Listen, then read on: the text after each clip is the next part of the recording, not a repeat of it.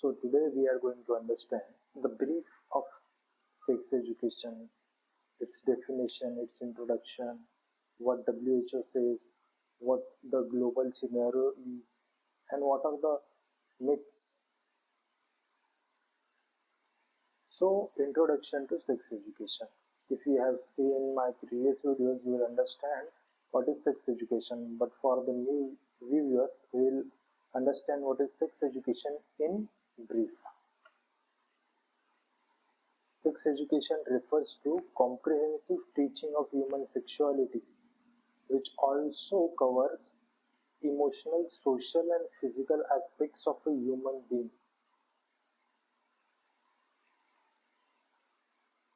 Along with that, it also helps youth, adolescents, and the kid to understand all about their changes in the body during the adolescent, along with giving age appropriate answers to their innate curiosity about sexuality.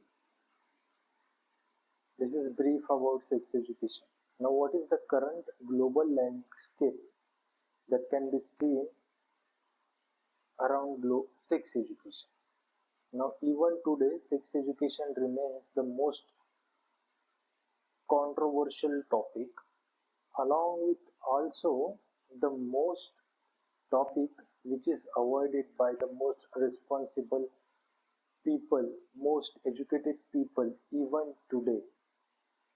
Many regions or developing countries lack comprehensive programs that pushes youth towards unreliable sources, increasing their vulnerability to misinformation and unhealthy relationships in which they face abuse also.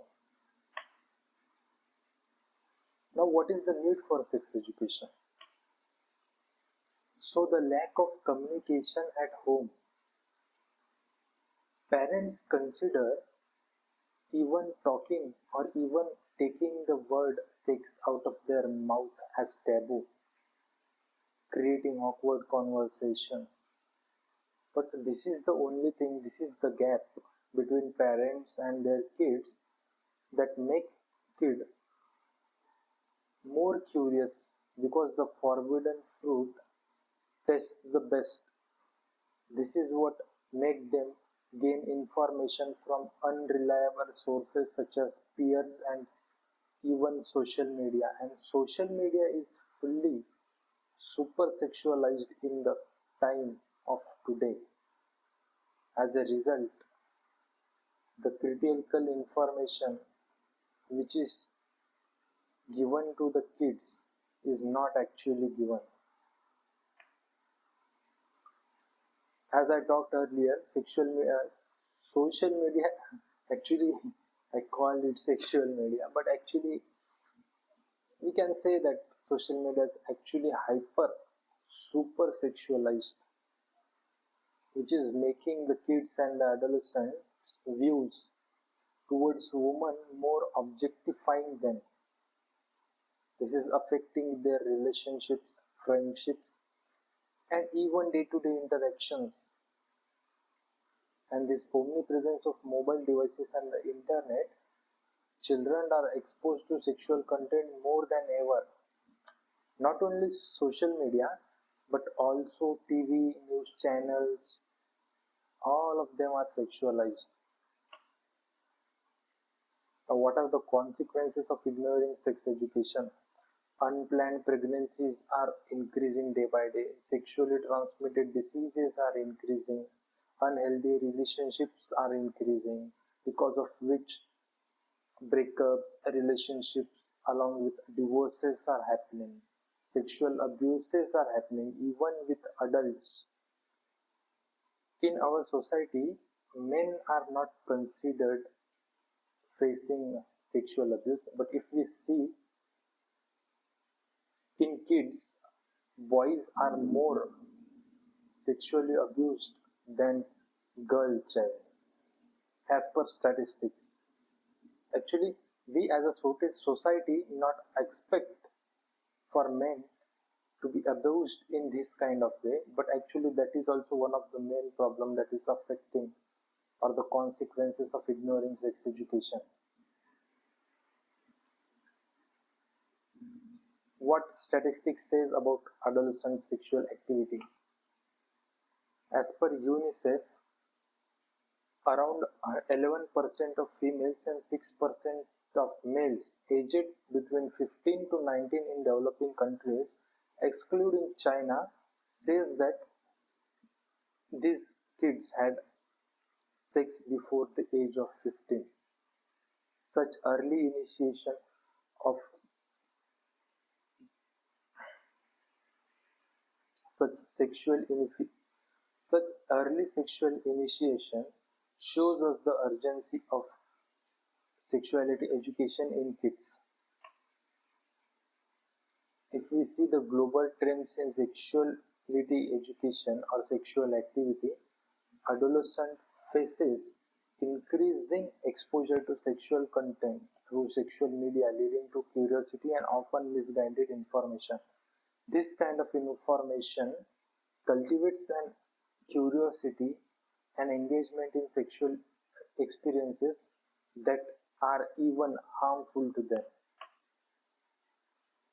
Now, what is WHO stance on sex education? WHO has declared sex education in 1994 as a fundamental human health right, making it a very important aspect in public policy in health in developing and developed countries. Along with that, the definition of sexual health as per WHO is an integration of physical, emotional, and intellectual well-being in relation to that person's sexuality. Now, if we encompasses this type of definition encompasses holistic approach to sexual health education, allowing individuals to develop healthy relationships and communicate effectively. Global implications of WHO stance says that WHO has recognition of sex education as a right, encourages countries to integrate comprehensive sexuality education into public health policies. This will help in increased awareness and responsible sexual behavior. Now, what is the purpose of sex education? Now, sex education equips youth with knowledge about their bodies, emotions, fostering confidence and increased decision making during the crucial development years. Now, this transition, this years between in these years of their age, which is between 10 to 19, is called as teenage or adolescence or puberty.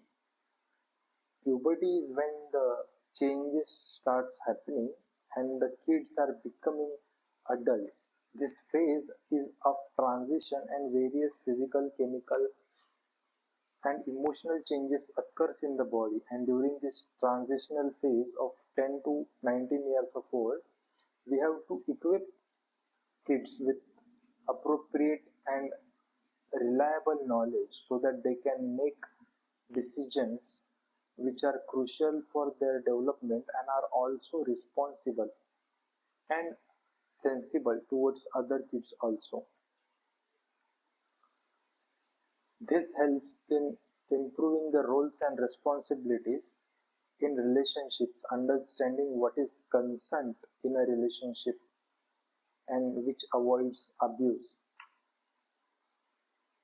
Sex education provides critical information associated with sexual activity and importance of consent, which I have discussed earlier. This knowledge helps adolescents to navigate emotional and physical challenges, fostering resilience in vulnerable situations. Now, what are the benefits of sex education?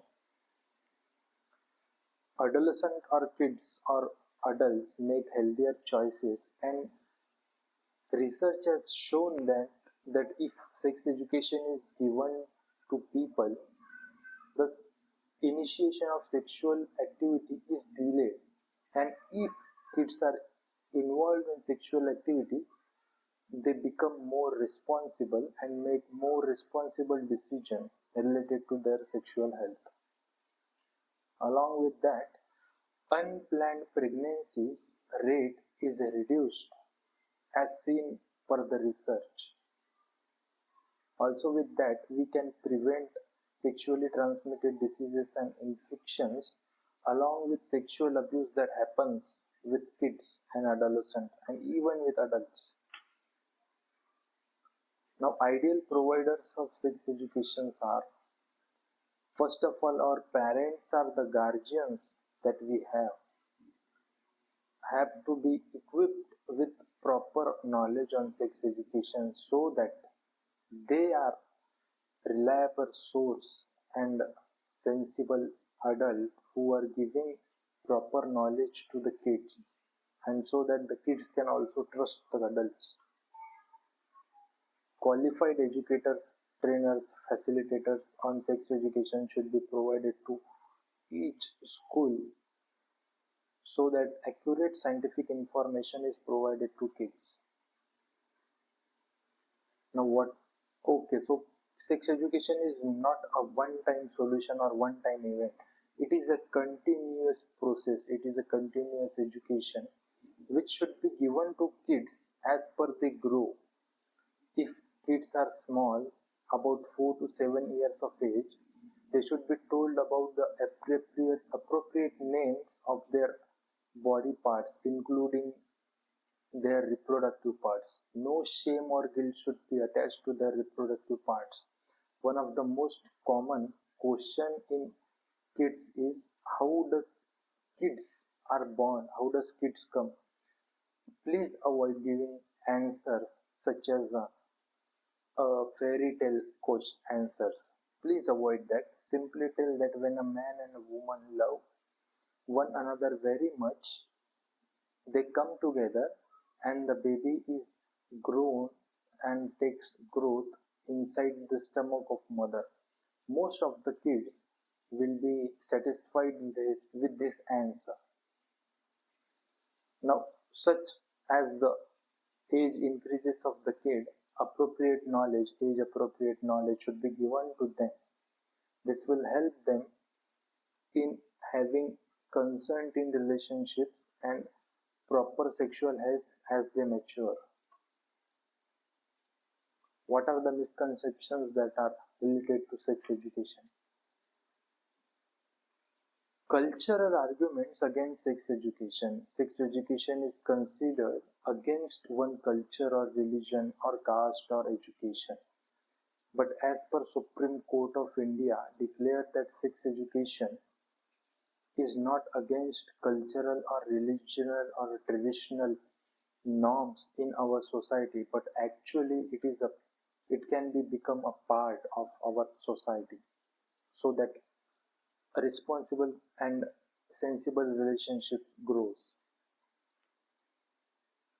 Concerned about promiscuity in adults, research has shown that comprehensive sexuality education promotes informed decision making, reduces risky sexual behavior, and also we have to validate sex education as a science. It is a science which helps us understand human anatomy, reproduction, and emotional health, making a holistic approach for overall development of an individual. And the culture develops and also evolves.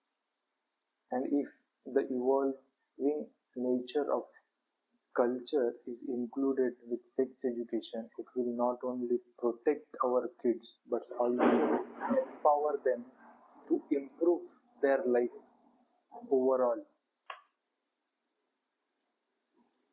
And research has also shown that in the case of sex education, advantages significantly surpasses potential concerns. And ignoring the topic doesn't eliminate curiosity in kids. Kids will and children will always remain curious and will go to unreliable resources if adults refrain discussing sex education with them.